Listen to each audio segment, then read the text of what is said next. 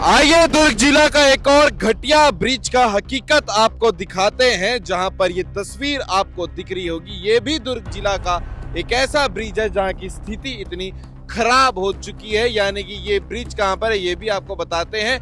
ननकड्डी से बोरी जाने वाला ये मुख्य मार्ग है जहां पर ये ब्रिज आता है, और इसकी स्थिति आप देखेंगे तो ये पूरा जिससे बेस बनाया जाता है वो निकल कर हाथ में आ चुका है। यानी स्थिति इतनी खराब हो चुकी है कि कभी भी ये टूट कर नीचे गिर सकती है ब्रिज। और अपने कैमरा साथी से जाऊंगा नीचे की गहराई को दिखाएं, अगर टूट कर गिर गई तो फिर लोगों का क्या हाल होगा ये आप इस ऊंचाई से अंदाजा लगा सकते हैं। शिवनाथ ब्रिज जो रिवर है वो यहाँ से जाती है, बाजू में लैंडमार्क है, द कोस्टा रिजॉर्ट भी आपको नजर आएगा। लेकिन शर्म की बात यह है कि इतने प्राइम लोकेशन, इतने प्राइम ब्रिज, इतने प्राइम मार्ग पर अगर ऐसी स्थिति हो तो फिर आप देख सकते हैं कि जब ट्रक वाले जाते हैं तो क्या हालत होती होगी।